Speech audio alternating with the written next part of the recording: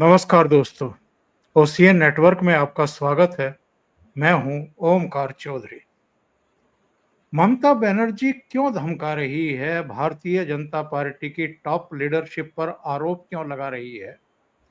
और चुनाव आयोग से ये क्यों कह रही है कि वो आग लगाने की कोशिश ना करे, आग से खेलने की कोशिश ना करे? क्या मतलब है इन सब बातों का? और ये किन संदर्भों में ये बात कही जा रही है, ये जरा समझने की जरूरत है। बिहार में एसआईआर कंप्लीट हो गया है, फाइनल मतदाता सूची आ गई है। सुप्रीम कोर्ट में भी प्रशांत भूषण और योगेंद्र यादव पर फटकार लगाई जा चुकी है। एडीआर की एक याचिका और उसमें एक फेक हलफनामा, उसको लेकर के राहुल गांधी चुप्पी साध गए हैं, वोट चोरी पर भी, एसआईआर पर भी। और ममता बनर्जी को लगता है कि अगर हमने इसका विरोध नहीं किया तो जो जिनको वो एड्रेस करना चाहती है, अपने मतदाता वर्ग को, उनमें शायद गलत संदेश जाएगा। बंगाल में ये सबसे बड़ी समस्या है, अवैध घुसपैठियों की भी, फेक मतदाताओं की भी, और ऐसे तमाम चेहरे मतदाता के रूप में रहने या रखने और उनके बल पर सरकारें बनाने का, जो एक्चुअल में या तो इस दुनिया में नहीं है, या घुसपैठिए हैं, या बंगाल में जिनके 2 जगह मतदाता कार्ड बने हुए। और मैं तो कहता हूं कि बंगाल से बिहार से पहले अगर बंगाल में कराया गया होता तो बहुत बड़ा बवाल हो सकता था।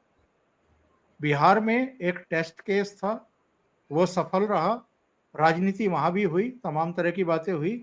लेकिन अब बंगाल, जो बहुत ही प्रेस्टिजियस है हर लिहाज से, और ममता बनर्जी को लगता है कि 3 बार की एंटी इनकम्बेंसी है, अगर बहुत बड़ी संख्या में मतदाता निकल गए, और वो फेक ही निकलेंगे जाहिर है, तो उनकी सत्ता डोल सकती है।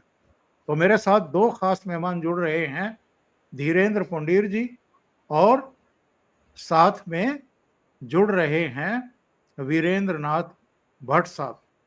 आप जी दोनों का बहुत नमस्कार। स्वागत है। नमस्कार। नमस्कार सर। वीरेंद्र जी, सबसे पहले मैं आपके पास ही आता हूं।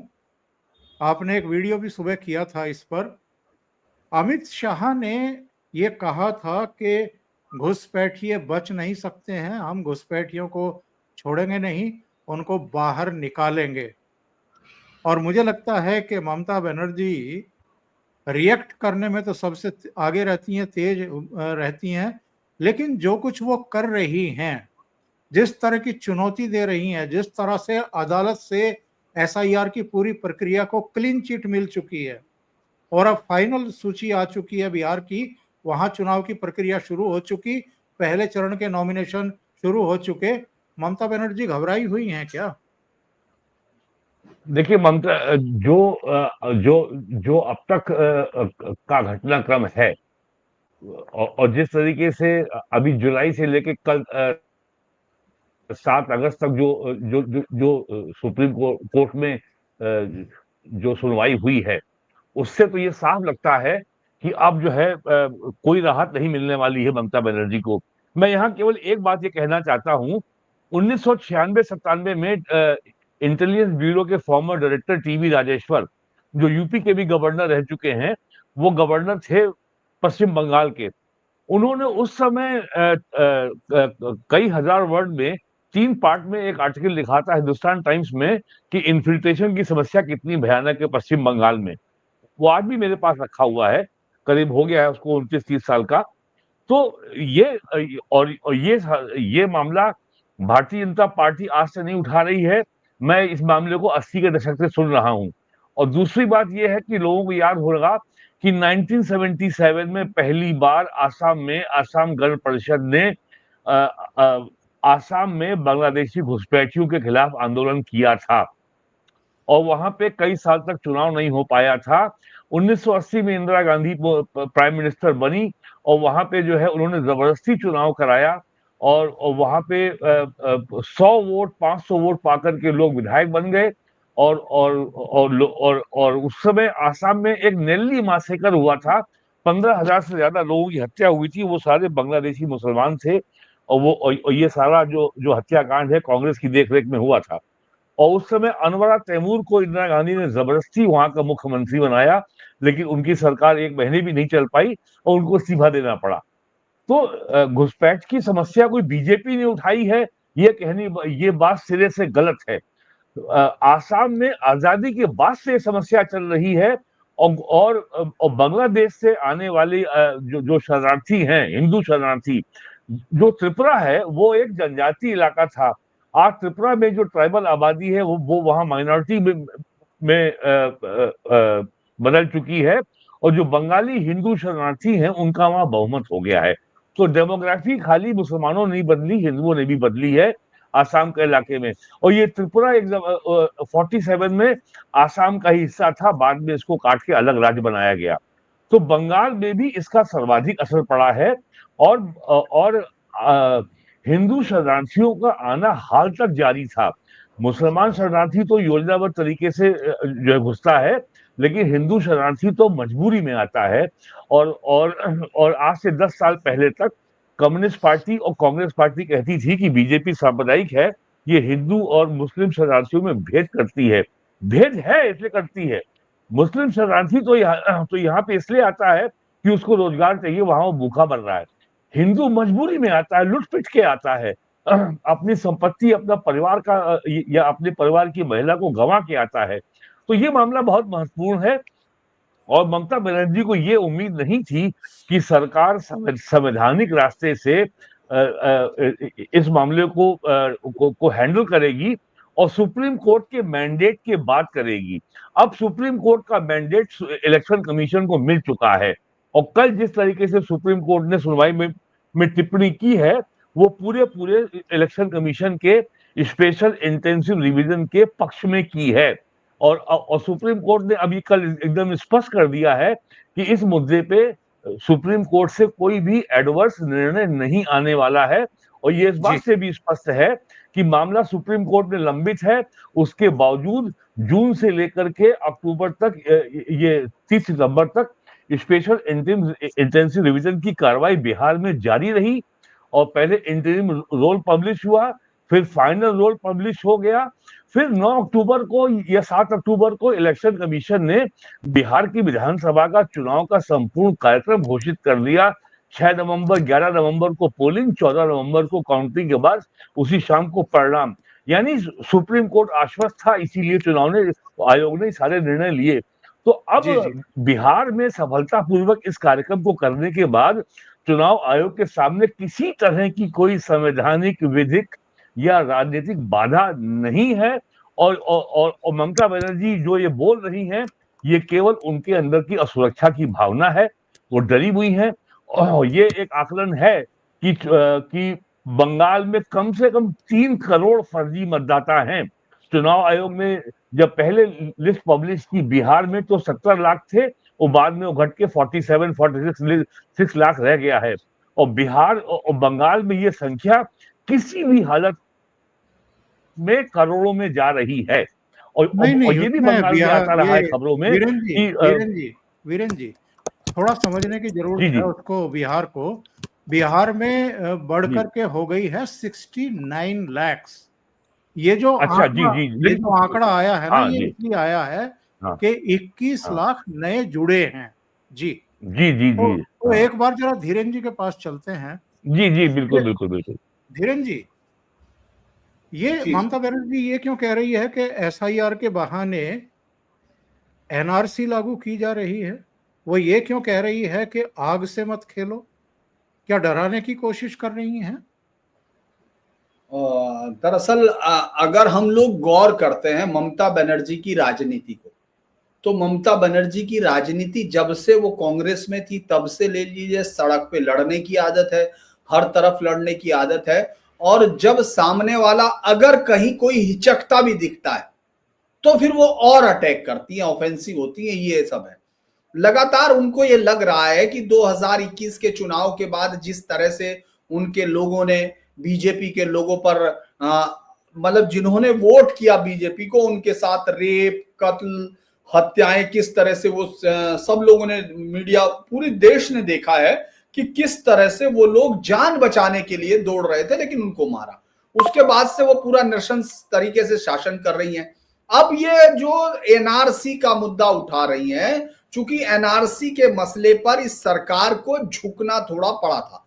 कुछ मसला ऐसा था कि उनको लगता है कि वो उस पूरे मसले को आज भी उठा के उन लोगों को उसी तरह से वो कर सकती है, मतलब सड़क पर ला सकती है। दूसरा कारण ये है कि जो एक बहुत बड़ा, दरअसल अमित शाह किसी भी तरह की चुनौती को छोड़ते नहीं है। अमित शाह को याद रहता है।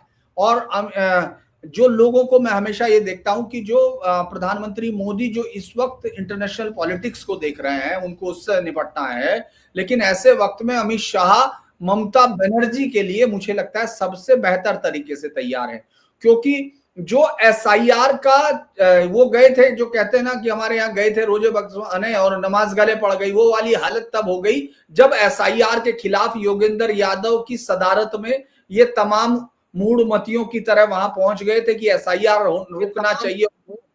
और वो जो धीमे बोल बोल के जिस तरह योगेंद्र यादव, जो आज तक पंचायत के चुनाव में भी मुझे लगता है जमानत जब्त कराने का रिकॉर्ड बना सकता है, वो जो इस देश में सरकारें बनाता है अपने आंकड़ों से, तो वो मुझे कई बार लगता है कि उसके चक्कर में जो रास्ता सुप्रीम कोर्ट ने खोला वही बीजेपी चाह रही थी। जब उसने कहा कि ये पूरे देश में होना चाहिए, तो कल एक बहुत सारे लोगों को नहीं हुई, जो मैं आपको बता दूं सर, कि एक क्लैरिटी ये थी कि शरणार्थी और घुसपैठिए में अंतर क्या है। ये लेकर बार बार कंफ्यूजन होता था कि आप इनको हिंदुओं को ये कर रहे। अमित शाह ने बहुत क्लियर कट साफ किया है, जो मैं हैरान हूं कि इतनी क्लैरिटी के साथ वो बोल रहे थे। उन्होंने कहा कि इस देश पर पाकिस्तान और बांग्लादेश, उसके हिंदू का उतना ही अधिकार है जितना भारतवासी का है, क्योंकि वो शरणार्थी है, क्योंकि वो इस देश की सरकारों ने उसके साथ धोखा किया था। दूसरा, घुसपैठिया वो है जो यहां आर्थिक संसाधनों की तलाश में आता है या दूसरे किसी कारण से आता है, उसके पीछे कोई प्रोसिक्यूशन नहीं है। तो ये क्लैरिटी, और उन्होंने बहुत सारे उदाहरणों में सबसे बड़ा उदाहरण दिया कि राजस्थान और गुजरात दोनों बॉर्डर स्टेट है, दोनों पाकिस्तान के साथ लगते हैं, लेकिन जो घुसपैठियों की संख्या बंगाल में बढ़ी है वो वहां नहीं है। जो 29% 2001 से 2011 के बीच में मुस्लिम आबादी का जिस तरह का आसाम में हुआ, वो वहां नहीं है। और सरकार पर जो सीधा हमला बोला, जिसके लिए ममता बनर्जी आज ये जो बयान है पूंछ पर पैर रखने वाला, वो ये है कि उन्होंने कहा कि जो हम एक भी घुसपैठिए को वोट नहीं करने देंगे, हम ये नहीं कहेंगे इस देश का पीएम और सीएम घुसपैठिए चुने। इसीलिए एसआईआर का शुद्धिकरण, मतदाताओं सूची का शुद्धिकरण आजादी के समय से ही हो रहा, जब से मतदान में किया जा रहा है। इस बार विपक्ष नाच के जो उतरा है, इसके पीछे कोई और कारण है। तो लिहाजा ये बात साफ हो गई कि किसी भी कीमत पर ममता बनर्जी की धांधली, उन्होंने कारण साफ बताया। उन्होंने कहा आज तक एक भी पटवारी ने शिकायत क्यों नहीं की। बीएसएफ पे जो आरोप लगाते हैं, खासतौर से आपने देखा ओवैसी कहता है बॉर्डर पे तो वो है सरकार है, ये भी बोलती है। खुद ममता बनर्जी का कम से कम 50 बार इस तरह के बयान है जिसमें वो बीएसएफ को कोसती रहती है, ये सब है। उसी सवाल का जवाब उनके जहन में था। उन्होंने कहा कि भाई ये सारी चीजें बहुत अच्छी चीज हैं, लेकिन ये बताइए वो घुसपैठिया जो बॉर्डर्स पे, जो इतना ज्यादा बॉर्डर्स पर जो नेचुरल प्रॉब्लम्स हैं, उनमें से अगर वो किसी तरह से निकल के भी आया तो जाता कहां है? गांव में ही जाएगा ना। तो गांव का कोई भी आधिकारिक सिस्टम क्यों नहीं कर रहा? क्योंकि संदेश खाली से लेके सब जगह तक दरअसल घुसपैठिया जैसे ही घुसता है उससे एक कसम खिला ली जाती है, वो है कि टीएमसी जिंदाबाद, टीएमसी के लिए वोट। क्योंकि उन्होंने कहा, अमित शाह ने साफ कहा, क्योंकि डीसी के दफ्तर में, डीएम के दफ्तर में उसके आधार बन रहे होते हैं। तो ये सब चीजें क्लैरिटी है, उनको मालूम है कि इस बार एसआईआर है वो बहुत मजबूती के साथ होगा। और एसआईआर को चूंकि सुप्रीम कोर्ट की इम्यूनिटी हासिल है, उसका कवर हासिल है, इसीलिए आप एनआरसी का नाम लेकर उतार सकते हैं सड़क पे। आप एसआईआर का सवाल लेंगे तो सुप्रीम कोर्ट आपको कहेगा कि ये 355 356 के लिए जो सबसे जरूरी स्टेट है, वो सरकार से कहेगा, केंद्र सरकार से, कि तुम लोगों को कुछ समझ में नहीं आ रहा क्या। तो इसीलिए ममता बनर्जी खुद ऐसी जगह से बचने के लिए एनआरसी का नाम ले रही हैं, और कोई बड़ा कारण नहीं। धीरेन्द्र जी, एक सवाल आपसे और, चूंकि आप पश्चिम बंगाल के लगातार टूर करते रहे, आपने कई चुनाव कवर किए हैं, वहाँ के सामाजिक, आर्थिक, राजनीतिक सारे आयामों से आप परिचित हैं, और जो मूलभूत अंतर वहाँ राजनीति में आ गया है, जिस तरह का तुष्टीकरण और घुसपैठियों के बल पर, फेक मतदाताओं के बल पर सरकारें बनती रही और दूसरी पार्टियां विफल होती रही, उससे भी आप परिचित हैं। बिहार में जो शोर मचा रहे थे कि असली मतदाताओं को हटा रहे हैं, फेक जोड़े जा रहे हैं, वो तो सबूत पेश नहीं कर पाए। उनको पर्याप्त मौका दिया गया था, पर्याप्त समय दिया गया था। वो तो 15 मतदाता भी पकड़ करके नहीं ला पाए ऐसे, जिनके गलत तरीके से नाम काटे गए हों या जिनके गलत तरीके से नाम जोड़े गए हों। तो अब चूंकि पश्चिम बंगाल में ये जानकारी मिल रही है कि 1.5 से 2 करोड़ फेक मतदाता हो सकते हैं, या इनमें बहुत बड़ी तादाद में ऐसे हो सकते हैं जो अब इस दुनिया में ही नहीं है, तो क्या ममता बनर्जी इसीलिए बिलबिला रही हैं? उनको लगता है कि वो शोर मचा सकती हैं, लोगों को उकसा सकती हैं, सड़कों पर उतार सकती हैं, लेकिन इस प्रक्रिया को रोक नहीं पाएंगी? देखिए, जो अगर हम लोग ये गौर करते हैं कि चुनाव में भले ही सीट कम दिखी हो हमको 2024 के चुनाव में लोकसभा में, लेकिन बहुत बड़ा अंतर नहीं था। बीजेपी कोई बहुत बड़े कमजोर फ्रंट पे नहीं खड़ी हुई थी। सीट भले ही हमको दिख रहा हो, लेकिन अगर हम ये देखेंगे, डेटा को एनालाइज करते हैं, तो वो ये बताता है कि बीजेपी 2019 की ताकत के साथ 2024 में है। विधानसभा में जरूर आपको उनको जो आपने देखा उनको 46% या 38% पे रुकते हैं, वो जो अंतर था वो आपको वहां नहीं दिखाई दे रहा है। तो इसका मतलब ये है कि ममता बनर्जी ये जानती है, और मुझे लगता है अच्छे से जानती है, कि उनकी ताकत का आधार मुर्शिदाबाद और मालदा या इस तरह के जो मुस्लिम बाहुल इलाके, खासतौर से जो कालियाचक और ये तमाम जगह जहां कई बार हिंदुस्तान के जो सरकार के साइन है उन्हीं को आपको दिखाई देना बंद हो जाएगा, वहां दंगे में पुलिस की चौकियां फूकी जा सकती है, सब किया जा सकता है। वहां की ताकत का आधार वो बांग्लादेशी घुसपैठिए हैं, जो ये बात करते हैं, जो मुस्लिम मतों का एक तरफा ध्रुवीकरण है, वो इसका मतलब है। लेकिन इसका अर्थ ये भी कहता है कि वो ये जानती हैं पिछले 5 सालों में भले ही लोगों को डराने में उन्होंने कामयाबी हासिल की हो, लेकिन साथ ही साथ एक डर ये भी है कि ये लोग इकट्ठे ना हो जाएं, कहीं ये लोग इकट्ठे ना हो जाएं, क्योंकि जिस बंगाल की शेरनी की बात की जाती है, उसको उसी के होम ग्राउंड में, नंदीग्राम में, वहां शुभेंदु ने बांध दिया था, हरा दिया पूरी तरह से। आप भले ही सरकार बना लिए हैं, आपको वहीं उसी लेफ्टिनेंट ने बीजेपी के झंडे के साथ आपको हराया है। तो ये बात निकलती नहीं है, आप अपनी हार को भूलते नहीं है, और उनको ये मालूम है कि अगर कोई पार्टी अब हरा सकती है तो वो बीजेपी है, और बीजेपी के लिए एक के बाद एक चीजें बेहतर होती जा रही हैं। ऑपरेशन सिंदूर से लेके तमाम चीजें लोगों को ये यकीन तो दिला रही हैं कि ताकत तो है, राष्ट्रवाद तो है, हिंदुओं को बचाना तो है। और धीरे धीरे जब ये सब हुआ कि नाम शुद्रा से लेके तमाम जिन लोगों पे अत्याचार हुए, ये पता चला जो भद्र लोग है, जो अपर कास्ट है, वो कंटिन्यू सरकार का बिगुल बजाता रहा है, उनकी दलाली को आगे लेके जाता रहा। और जो पत्रकार दिल्ली में बैठ के, यहाँ आपने देखा होगा प्रेस क्लब में बैठ के, जिनको आजादी की चिंता होती है, जो ये इस देश में डेमोक्रेसी मर रही है, वो 1967 से लेके आज तक उनके मुंह में तेजाब पड़ा रहा, उनके मुंह से एक शब्द नहीं निकलता। वो कोलकाता में बैठ के ममता बनर्जी, उससे पहले वो सरकारें, वामपंथी सरकारें, और उन सब के लिए उससे पहले वो 1084 की मां लिखने वाली, वो कभी नहीं लिख पाए कि किसी कम्युनिस्टों ने जिस नृशंसता के साथ महिलाओं के अधिकार रहे हो, या हिंदू मताधिकार रहे हो, या तमाम चीजों का उन्मूलन किया, जिस तरह से उनको नष्ट किया है, उसका जवाब आपको पंजाब में, वहां बंगाल में नहीं मिलता है।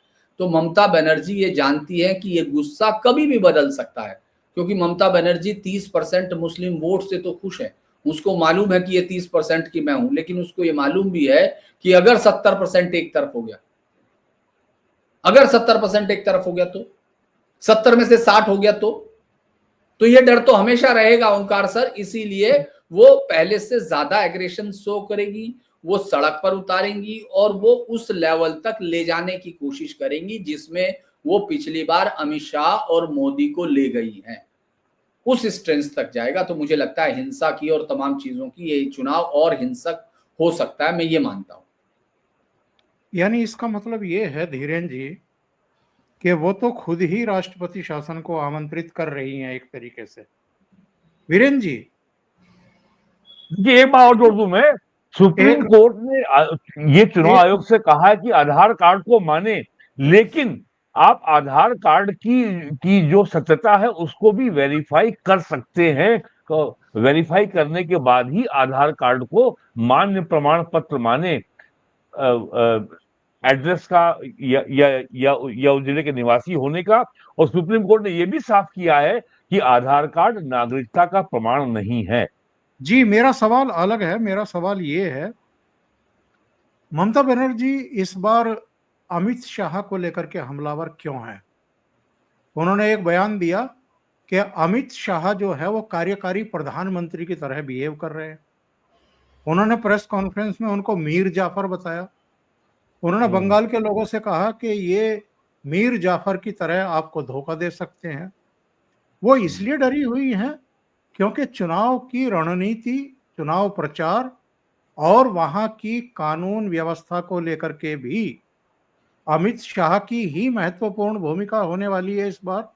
और चूंकि वो होम मिनिस्टर भी हैं, तो इसलिए अगर आप लोगों को उकसाएंगी, भड़काएंगी, सड़कों पर उतारेंगी, अराजकता पैदा करेंगी, संवैधानिक संकट खड़ा करेंगी, तो सबसे पहले भूमिका अमित शाह की ही शुरू होगी वहां 356 लगाने के लिए। ओंकार सर, मुझे थोड़ा निकलना जी होगा, जी मैं जी जी, बिल्कुल बिल्कुल, थैंक बहुत यू। धन्यवाद धीरेन जी, आपका धन्यवाद। जी जी, आपको नमस्कार। नमस्कार। देखिए 2014 से में मोदी जी के पीएम बनने के बाद से अमित शाह पार्टी अध्यक्ष रहे और फिर गृह मंत्री हैं। तब से लगातार भारतीय जनता पार्टी के संगठन संबंधी सारे फैसलों में, सारे निर्णयों में, हर रणनीति में अमित शाह जी की बहुत प्रमुख भूमिका रही है। ये तो अब ये सब सर्वविदित है, वेल नोन है। इसमें कुछ नया मुझे कहने की जरूरत नहीं है। और ममता बनर्जी अमित शाह की क्षमताओं से भली भांति परिचित है और उनको ये भी मालूम है कि बंगाल के पिछले विधानसभा चुनाव में, बंगाल में पिछले 3 लोकसभा चुनाव में अमित शाह की बहुत महत्वपूर्ण भूमिका रही है। संगठन संबंधी फैसले उन्होंने लिए हैं। मीर जाफर का हवाला दे करके वो बीजेपी को लेकर के और अमित शाह की जो विश्वसनीयता हिंदू वोटर में है उसके प्रति भी वो एक संदेह पैदा करने का एक असफल प्रयास करती दिख रही हैं। क्योंकि जब नेता इतिहास की ओर जाता है और वो भी इतिहास जो राजतंत्र का इतिहास है, तो वो अपनी अंदर की जो उसकी जो इनसिक्योरिटी है, जो असुरक्षा की भावना है, जो आत्मविश्वास की कमी है, वही सामने आती है। ममता बनर्जी आने वाले दिनों में और भी ज्यादा जो है कर्रे बयान देंगी और भी बोलेंगी, और जितना ज्यादा वो बोलेंगी उतनी ज्यादा उनकी असुरक्षा की भावना सामने आएगी। और देश भर की रीजनल पार्टियों की कार्यशैली लगभग एक समान है। वो हमेशा विक्टिम कार्ड खेलने में बहुत आगे रहती हैं। यूपी में समाजवादी पार्टी हो, बहुजन समाज पार्टी हो, या बिहार में लालू यादव की आरजेडी हो, या दक्षिण भारत में ऐसी पार्टियां हो, सब की सब ये विक्टिम कार्ड खेलते हैं। और ये केवल और ममता बनर्जी वैसे तो सेकुलर है, लेकिन अब उनको जो है बंगाली मानुस याद आ रहा है, उनको बंगाली भाषा याद आ रही है। तो वो बंगाल की जो रीजनल प्राइड है, जो रीजनल आइडेंटिटी है, जो सब नेशनल आइडेंटिटी को भी अब वो थोड़ा सा हवा देने का प्रयास कर रही हैं, ये आपने देखा होगा। उन्होंने बांग्ला हिंदी के बीच में भी एक भेद खड़ा करने का प्रयास किया। तो ममता बनर्जी हर हथकंडा अपनाएंगी कि कैसे वो अपने विक्टिम कार्ड को मजबूत कर सके और कैसे वो अपना जो जो उन्होंने मुसलमानों को के ऊपर जो अपना जो भय दिखा करके बीजेपी का जो एक होल्ड बना रखा है, वो कैसे उसको बनाए रखें। और इस बार एक बात का जो जो सबसे बड़ा खतरा है, ये भद्र लोग जो वहां का कहलाता है बंगाल का, इसने 35 साल साथ दिया सीपीएम का और पिछले 15 साल से ये साथ दे रहा है ममता बनर्जी का। भद्र लोग में एक बड़ा ऐसा वर्ग है जो बीजेपी को नापसंद करता है। वो अगर सीपीएम से हटेगा तो टीएमसी में आ जाएगा, टीएमसी से हटेगा तो वो सीपीएम चला जाएगा, लेकिन वो बीजेपी नहीं आएगा क्योंकि उसके अंदर जो जो मार्क्सवाद का जो कीड़ा है उसके अंदर बहुत गहरे घुसा हुआ है। तो अब की बार ममता बनर्जी का आने वाले 2 महीनों में ये साफ हो जाएगा कि भद्र लोग भी ममता बनर्जी का साथ छोड़ने जा रहा है। और ममता बनर्जी का जो हिंसा अपनाने का जो रास्ता जैसा उनके बयानों से लग रहा है, वो हिंसा के रास्ते पे जा सकती हैं, तो उसमें भी बहुत खतरा है। हिंसा एक ऐसा खेल है जिसको आप शुरू तो कर सकते हैं, लेकिन उसका अल्टीमेट और वो अंत में वो कहाँ जाके रुकेगा, इस पे आपका नियंत्रण नहीं होता है। वो चाहे अंतर्राष्ट्रीय स्तर पे आप देख लीजिए, चाहे डोमेस्टिक लेवल पे देख लीजिए, हिंसा बड़ा खतरनाक खेल है और रीजनल पार्टी ये खेल खेलती रही है। और ये खेल यूपी में भी हुआ है, बिहार में भी हुआ है, अन्य राज्यों में भी हुआ है। तो अगर वो हिंसा का खेल खेलती हैं, तो उनसे उनका भद्रलोक ही केवल दूर नहीं होगा। हिंसा का अगर वो खेल खेलती हैं, तो फिर आर्टिकल 355 भी है संविधान में और आर्टिकल 356 भी है। वो सीधे-सीधे केंद्र सरकार को न्योता दे रही हैं कि केंद्र सरकार बंगाल के मामलों में दखल दे। और चुनाव आयोग का जो संवैधानिक कार्य है, चुनाव आयोग अपने संवैधानिक अधिकारों का प्रयोग करके जो मतदाता सूची का परीक्षण और या पुनरीक्षण का काम जो कर रहा है, उसको अगर राज्य सरकार उसमें बाधा पहुंचाती है, तो ये बहुत ही स्पष्ट केस है कि राज्य में संवैधानिक मशीनरी ध्वस्त हो गई है। राज्य का शासन संविधान के प्रावधानों के अनुरूप नहीं चल रहा है। और ये एक आइडियल केस है, ये फिट केस है आर्टिकल 356 या प्रेसिडेंट रूल का। तो ममता बनर्जी को ये भी अच्छी तरह पता होगा कि हम ये नहीं कह सकते कि उनको पता नहीं कि इसके कॉन्सिक्वेंस, इसके परिणाम क्या हो सकते हैं। उनको अच्छी तरह पता है कि अगर एक सीमा से ज्यादा वायलेंस हुई और अगर चुनाव आयोग को अपना काम पूरा करने में बहुत ज्यादा बाधा आई, तो वो फिर सीधा न्योता है आर्टिकल 356 का। और ममता बनर्जी अब निश्चित तौर पर बुरी तरह घिर गई हैं। और सुप्रीम कोर्ट की हरी झंडी के बाद ममता बनर्जी का काम और कठिन हो गया है कि अब वो चुनाव आयोग से लड़ सकती हैं, वो बीजेपी की केंद्र सरकार से लड़ सकती हैं, वो अमित शाह के ऊपर बेसिर पैर के आधारहीन आरोप लगा सकती हैं, वो नरेंद्र मोदी पे भी आरोप लगा सकती हैं, वो बीजेपी के सांसद का सिर फोड़वा सकती हैं, विधायक का सिर फोड़वा सकती है, जैसा भी सिलीगुड़ी में हुआ। लेकिन ममता बनर्जी सुप्रीम कोर्ट से भी क्या लड़ सकती हैं? तो ये अब ये ममता बनर्जी की चुनौती है।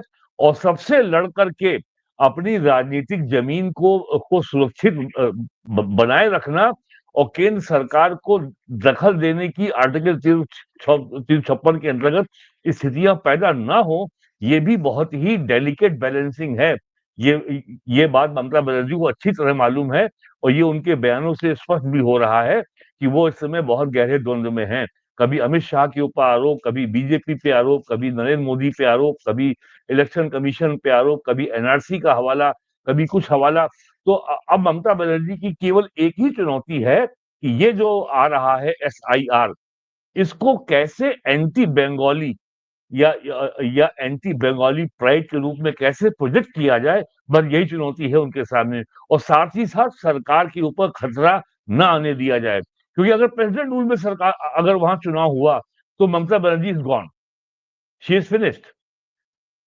बिल्कुल, अगर जी। पुलिस प्रशासन आपके हाथ में नहीं रहेगा, तो आपके टीएमसी के जो गुंडे हैं, वो भी कुछ नहीं कर पाएँगे। बहुत-बहुत हम्म। धन्यवाद वीरेन जी, जुड़ने के लिए, इतना समय निकालने के लिए और महत्वपूर्ण मुद्दे पर चर्चा करने के लिए। Thank you so much. नमस्कार। नमस्कार।